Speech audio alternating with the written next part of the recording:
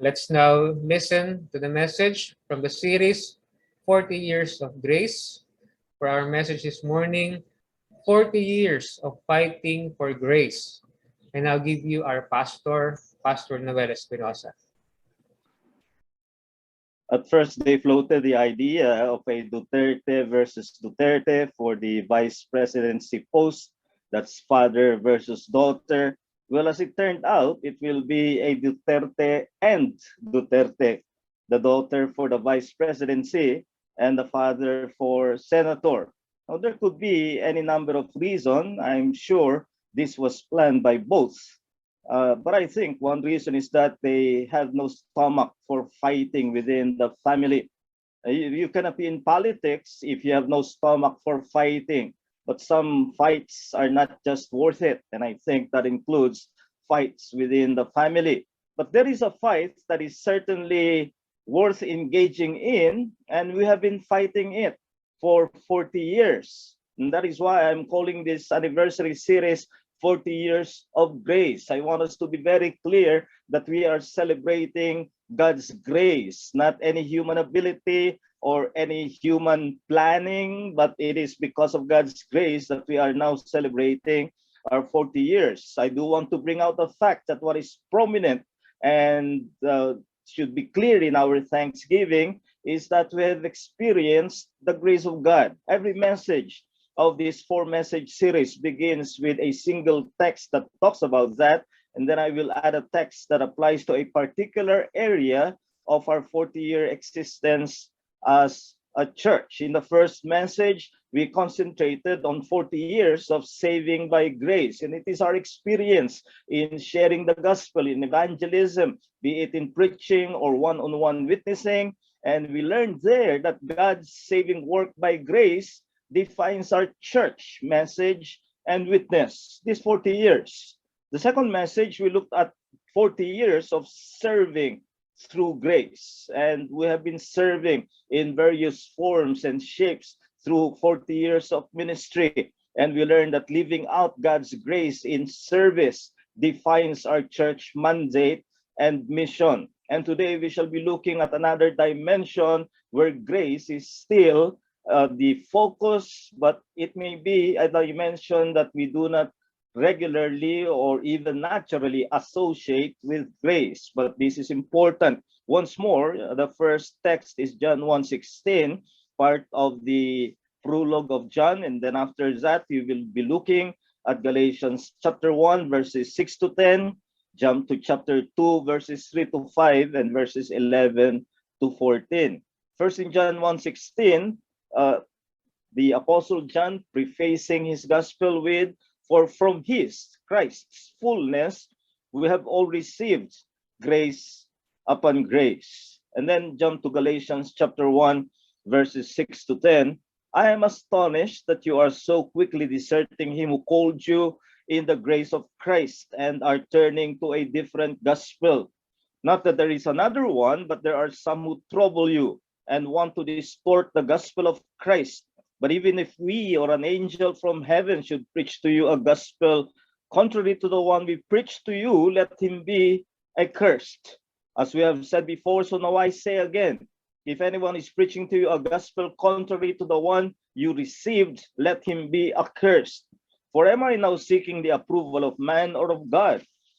Or am I trying to please man? If I were still trying to please man, I would not be a servant of Christ." In chapter 2, verses 3 to 5, "But even Titus, who was with me, was not forced to be circumcised, though he was a Greek. Yet because of false brothers secretly brought in, who slipped in to spy out our freedom that we have in Christ Jesus, so that they might bring us into slavery, to them we did not yield in submission, even for a moment, so that the truth of the gospel might be preserved for you." Then jump to verses 11 to 14. "But when Cephas," that's Peter, "came to Antioch, I opposed him to his face because he stood condemned. For before certain men came from James, he was eating with the Gentiles. But when they came, he drew back and separated himself, fearing the circumcision party. and the rest of the Jews acted hypocritically along with him, so that even Barnabas was led astray by their hypocrisy. But when I saw that their conduct was not in step with the truth of the gospel, I said to Cephas before them all, if you, though a Jew, live like a Gentile and not like a Jew, how can you force the Gentiles to live like Jews? Now, as I've explained before, John 1:16, part of the prologue of John, where John traces the redemptive execution of God's plan, which goes back to eternity. And there he says in the very opening of John 1, for the beginning was the Word, in the beginning was the Word was with God, and the Word was God. And the culmination of that was the incarnation of the Word. In verse 14, the Word became flesh, and he makes the conclusion in the last three verses of the prologue, 16 to 18, but we're focused on 16. He said that what we can conclude from God's dealing from the very beginning in redeeming sinners is that it must only be grace upon grace. As I've said, I'll explain that more when we come to our Thanksgiving service, God willing. But we have been looking how God has been dealing with us grace upon grace in the various aspects of our church life, in terms of his salvation, saving by grace, in terms of his blessing upon our service as we serve through grace. And now we find the Apostle Paul in Galatians is talking about something that we would not naturally associate with grace. He is, what we can say, in a fighting mood, in a fighting stance. And grace is very much in view. We think of grace when we say a person is gracious. We think of him as gentle, patient, someone who you would not see angry. That's what we think of grace, but that is not grace as the Apostle Paul is mindful of. He is ready to fight, and in his fighting stance, grace is very much in view, because he says what provoked that fighting stance is in 1:6 of Galatians, you are deserting him who called you in the grace of Christ and are turning to a different gospel. In other words, Paul is saying something in the churches in Galatia that provoked his spirit to this sharp language that is what I call a fighting mood. His sharp language is employed as befitting the urgency and the gravity of the case in the churches in Galatia,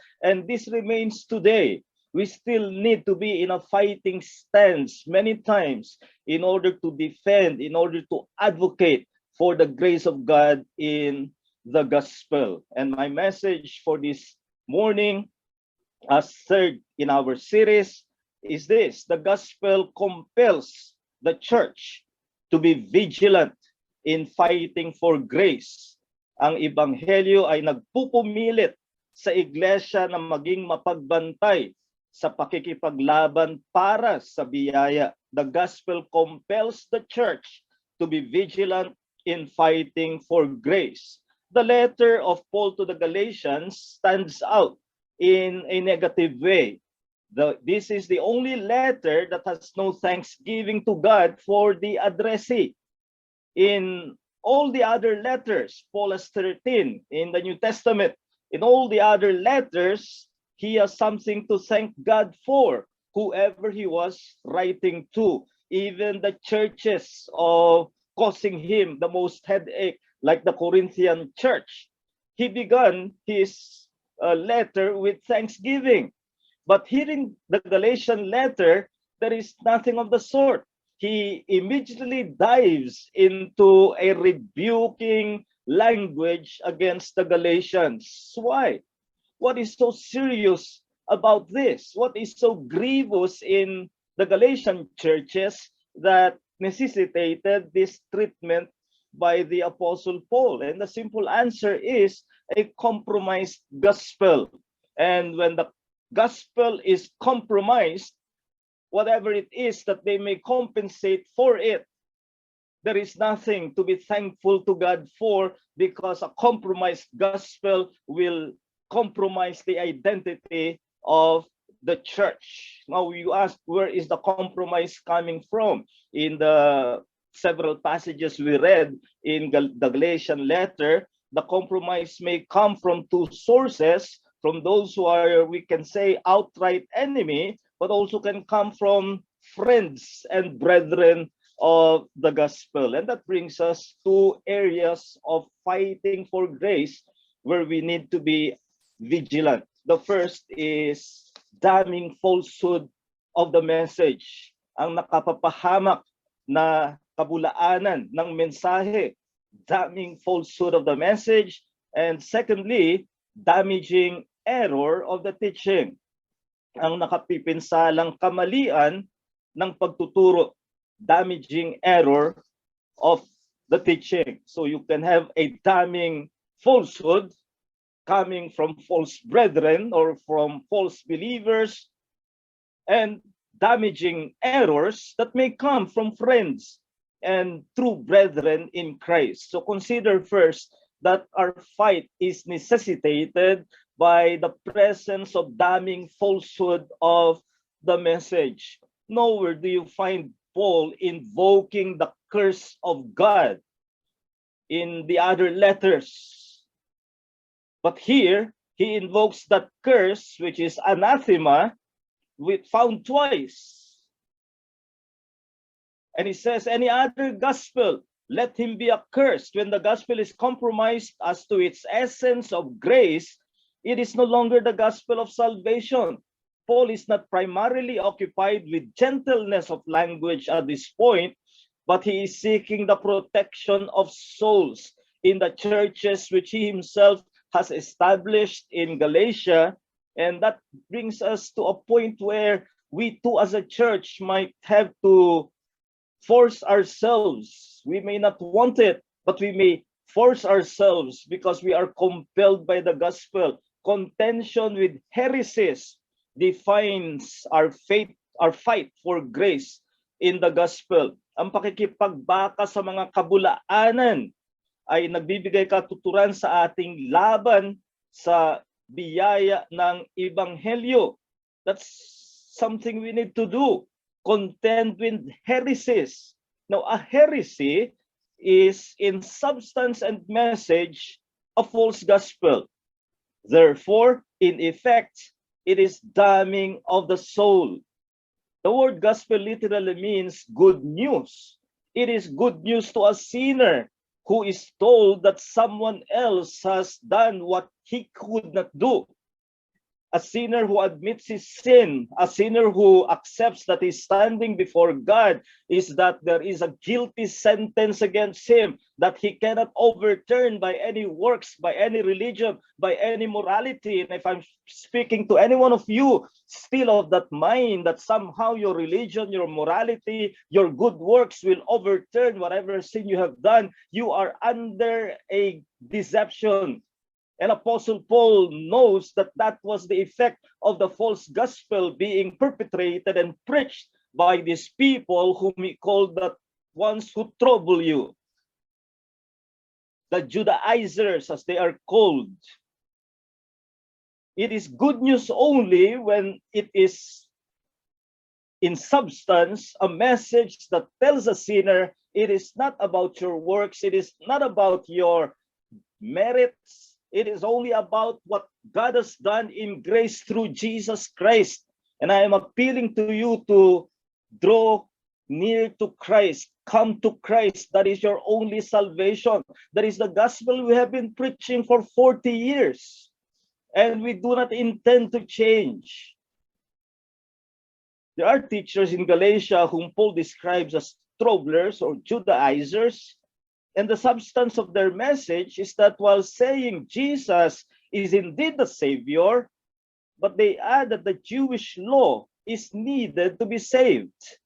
And so when you're a Gentile, you have to undergo that which will identify you as Jewish, mainly circumcision and other Jewish laws such as their dietary laws and their ceremonial laws. And Gentiles, they say, cannot be saved if they remain Gentiles without converting to Jews. And Paul sees this teaching not just a simple compromise that need a few tweaks to be corrected, Paul says that anyone who bears this message has the curse of God on the teacher and on his teaching. When Paul says, let him be accursed, he is not making a wish. He is not wishing the curse of God upon them. He is simply recognizing that by their very false teaching, they demonstrate that God's curse is already upon them. It's not Paul who is cursing. It is a teaching that demonstrates and exposes the curse of God upon the teacher and teaching. That's the stance of the Apostle Paul. This is uncompromising language. Today's culture calls this intolerant, and they will say there is no place for that in a decent society. But what is at stake here is the destiny of souls. Salvation through the gospel of grace. The opposite of that is damnation. Oh, this is not about intolerance. Let me make myself clear. I believe in freedom of religion in society. I detest any government policy that imposes belief on its citizens. Believing is a matter of free choice, liberty. And I believe that there must be pluralism of beliefs. You cannot make a law that makes people and citizens believers. It takes the gospel, not the law. It takes grace, not legislation. And I believe in freedom of religion in society, but this is about the message of the church as is born, the message that the church bears. And remember, there is no other agency in the whole world tasked with this message, not the government, not any NGOs, not even the parachurches. The agency tasked by Jesus and given the Great Commission to preach the gospel, and no other agency, that is the church. And if the church tolerates in its preachers freedom to preach a message that is not of grace, that is failure on the part of the church. Whatever may be our failure as a church, and I admit there are many these 40 years, but we, by the grace of God, have guarded the gospel of grace. This is the essential mark that we look for in a church. Not wealth, we cannot show much of that. Not fame, we have none. Not numbers, nothing to compare to mega churches. And whatever it is that you can think and try to look for in a church, you will not find that in our church, because the real treasure of the church is the gospel. And if we are not willing to fight for that, we are not willing to be a church. And the reason why we are still a church by any stretch of genuineness is we are fighting for the gospel of grace. The elections are certainly coming, and we are reminded of that every day as we look at commercials and ads.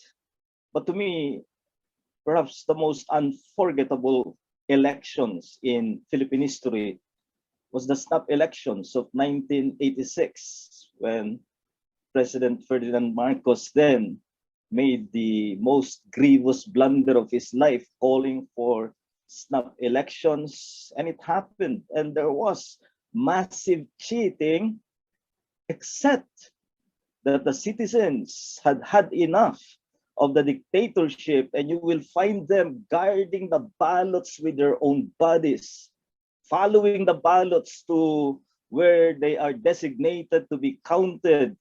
And I was there actively, and that was something unforgettable. People willing to die for the ballot boxes, and many died. Can you imagine people who are willing to die for a political exercise? And I commend them for that.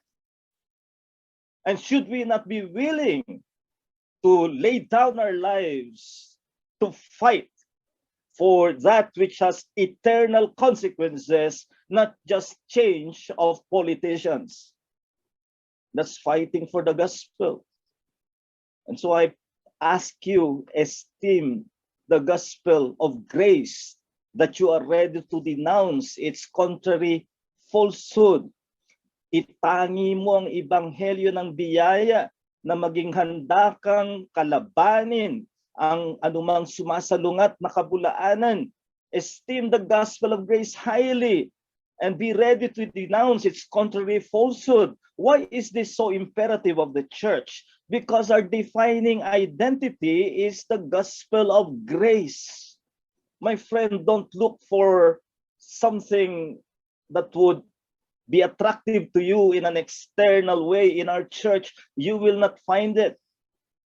Our treasure, our most defining identity is that we preach the gospel of grace. We are telling you there is no salvation outside of the grace of God in Jesus Christ, and that if you add anything to it, just as the Judaizers were doing, it may not be like them, circumcision and Jewish identity, but you may be adding religion, you may be adding good works, you may be adding something else, but it amounts to the same thing, a false gospel that has God's curse upon it.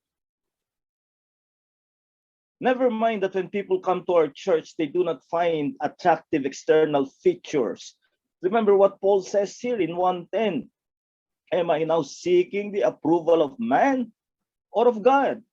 Or am I trying to please man? Because if I'm still trying to please man, I am not a servant of Christ. And we can say that of the church if we are after the pleasure, the approval of man, instead of serving the pleasure of God and serving the cause of Christ.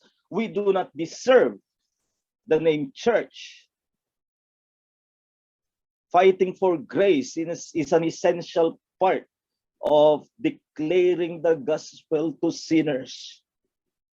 And in reference to the gospel, Apostle Paul, in defining it, says in 1 Corinthians 15, verse 3, I delivered as a matter of first importance the gospel.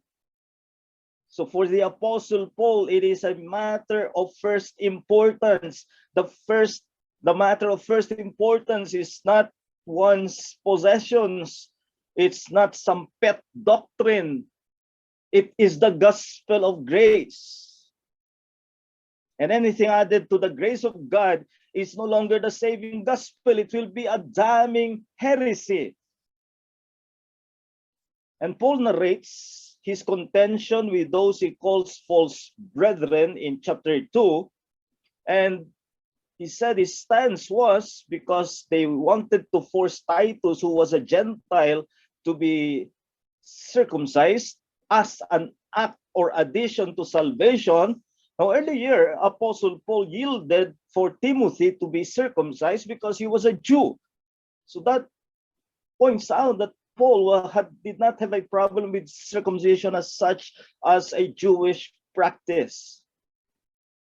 But to make it a matter of salvation, Apostle Paul's language is, we did not yield for a moment. In the more original language, we did not yield, not even for an hour. In other words, he would not even stand silent while others are discoursing on this matter without him being provoked. And he would not let Titus be a guinea pig of these troublers in Galatia. And we need to do the same. There are those who think preaching is all about gentleness. Witnessing to souls is all about just acceptance. Wrong. John Calvin said the pastor ought to have two voices, one for gathering the sheep, the other for warding off wolves. And that remains true today. There are sheep to gather, and we gather them. As Jesus promised, other sheep I have which are not of this fold, them also I must bring them via the preached and the declared word.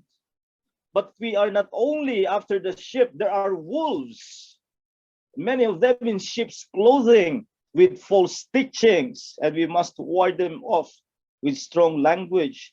We have maintained this 40 years, our vigilance for the gospel of grace, because we believe it is that which saves sinners. We know of the reformers of the 16th century. We may even know of the Puritans of the 17th century in England, much less known, but more ready to die for their faith, were the Covenanters of Scotland. In their own brand of reformation, the king wanted to impose his will on the churches, and the leaders of churches made a covenant that no one will yield to the government, and they signed a covenant that sealed for many of them their faith, and that's why they were known as Covenanters. If history were to be written some decades, perhaps centuries now, and look back to this time, there will be few Covenanters, many are compromisers. And that's the sad fact of our present evangelicalism, but that is part of our fight, damning falsehood of the message. But there's a second, a much more difficult fight, and that is against damaging error of the teaching, ang nakapipinsalang kamalian ng pagtuturo. Paul makes reference to an incident that occurred in Antioch. So this would be early in his ministry, perhaps in his first missionary journey, involving leaders of the church. He named two of them, Peter and Barnabas, who was his fellow missionary, his companion in the missionary journey in the earlier stage. And this one does not concern heresy or heretics.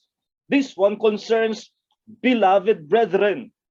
But they have an error in the application of the gospel, an error that resulted in a damaging practice. But still, Paul says that he confronted Peter.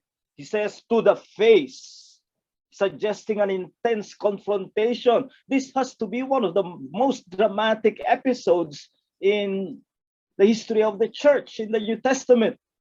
If I were given a choice of events that I would like to be a spectator of, if allowed, this will be one of those. I would like to see Paul and Peter being confronted by the Apostle Paul, these two giants to whom many were looking up. Now Paul is confronting Peter, not because of personal animosity, not because there was tension between, as some scholars would have it, between the Pauline party and the Petrine party of the church. That's a false myth. This is their only conflict as far as New Testament records are concerned, and the reason is because Paul would not tolerate Apostle Peter with Barnabas going along with their misapplication of the gospel. Paul's explanation is their conduct was not in step with the truth of the gospel. So when the gospel was being compromised, perhaps unintentionally, Paul confronted even Peter. And of course, Peter was not by any stretch of the imagination considered a pope. But it shows us that reformation of errors of brethren defines our fight for the grace in the gospel. Ang pagbabago ng mga kamalian ng kapatiran ang nagbibigay katuturan ng ating pakikipaglaban para sa biyaya ng Ebanghelyo. Could Christians be guilty of compromising the gospel of grace, the very message that saved them? Well, the answer from this, and we can cite more, is a clear yes. No less than Peter, an apostolic leader, and Barnabas, a fellow missionary, and also an apostle, by the way, in their application of the gospel that they knew, yet they damaged it. Apparently, in their case, it was pressure brought about by the Judaizers that led them to compromise.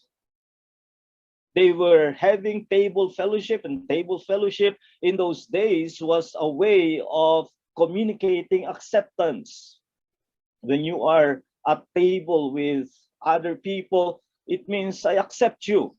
Now they were having table fellowship with the Gentiles in Antioch, which was mostly composed of Gentiles. But then when Judaizers came from Jerusalem, they suddenly withdrew. That shows pressure even to a Peter, even to a Barnabas. They knew pressure. And if such men could feel the pressure, what do you think you and I, lesser mortals that we are, can fall under? Pressure of friendship may lead us to say nothing or little about current compromises of Christians. Or it may be the argument of success. You look at others and they seem to be successful. And you know the saying, you can't argue with success. And because they are successful, you try to blind yourself to their compromises of grace. In 40 years, I've seen some who have had good teaching in this church, even teachers who compromise what they know to be the right doctrine because they cannot handle the pressure. Paul did not denounce Peter and Barnabas as heretics. He knows the distinction. But still, he sees the damaging effect of what brethren can do when they yield to pressure. The damage they have done concerns the fellowship that should be full between Jews and Gentiles. That, after all, is the fruit of Christ's work. But because they compromise, Paul says that what it leads to is distortion of the gospel of grace. And we should be able to see where the compromises can lead to, and not restrain because of friendship or because of our esteem for our brethren, our love for them. On the contrary, our very love to them and love for the brethren as a whole should lead us to what Paul does here: withstand the compromiser to his face. I cannot keep track now of the various political parties we have. I can't even remember in what party a candidate is running, because such is the immaturity of our political system that for someone to advance his candidacy, all he needs is to adopt a party or create his own party. There was a time when it was only Nationalista or Liberal Party, but even they cannot be distinguished ideologically. Unlike in America, for example, you can distinguish ideologically between the Republicans and the Democrats, or in the UK and in many other countries. Here, it's all to his own. They do not fight for anything except their personal candidacy. Well, the church is not fighting for a man's candidacy. We are fighting for Christ. We are fighting for the gospel. And my challenge to you is, have such regard for the good of the church that watches against damaging errors. Magkaroon ka ng pagtatangi sa ikabubuti ng iglesia na magbabantay laban sa nakapipinsalang mga kamalian. I am not making a case for fault finding that creates contention at every turn on account of doctrine. I know such people who, as a matter of principle, quote unquote, they will look for a fight. My case is that of watchfulness on the effects of teaching on the church as a fellowship of brethren. And the most important foundation of that fellowship is our commonality of faith in Christ as grace of God. And that's what Peter and Barnabas and the rest of them have compromised as seen by the Apostle Paul. They were crowding out the Gentiles because of the pressure of the Judaizers, putting up a wall of partition where Jesus has broken it down. Now, between these two forms of fighting for grace, one with heretics and the other with brethren, I'll tell you my experience of 40 years that the more difficult, the more gut-wrenching is when you fight with brethren. I have known the pain of controversy with brethren these 40 years. I have my scars and many dried tears. But there can be no stopping the fight for grace. Just because it can be wearisome and very painful, we owe it to grace. We owe it to the one who fought on our behalf against the devil and sin. It is not our favorite task. It is not mine. We would rather have pleasant company with brethren of all kinds. But some are compromising to the point that leaves us no choice but to withstand against them, to be faithful, withstand them to the face. There is, in America, for example, the current tide of social justice as defining the gospel, and many good Christians are buying into it. And it is damaging to the gospel, because the gospel is not about social justice and fighting against racism and advancing critical race theory. The gospel is about satisfying the justice of God, which is burning in wrath against sinners. But Jesus Christ came to mediate, satisfy that wrath, and that is why his death is called propitiation. That's the gospel, not social justice, but divine justice. And we sometimes have to fight against brethren we love. And it may take another form. In the past, it's all about signs and wonders. Well, now it's all about social justice. If I live long enough, it may take another form. But it may be that the next generations will have to take up the fight. It takes different forms. But what should be the common denominator in fighting is we fight for grace. In John Bunyan's Pilgrim's Progress, in Book 2, after Book 1, where the protagonist, the main character, was Christian, he has gone to the celestial city at the end of Book 1. In Book 2, John Bunyan wrote of his family, Christiana, and their daughters. And along the way, one of the pilgrims they met was a man he named Valiant for Truth. And there was a simple description of this man. He was a bloody-faced pilgrim with a sword and a shield. He was fighting and he was blooded. And that's what our church, to a certain extent, is. We are blooded because we have been fighting for grace. Are we to retreat because the fight is too wearisome? We should not.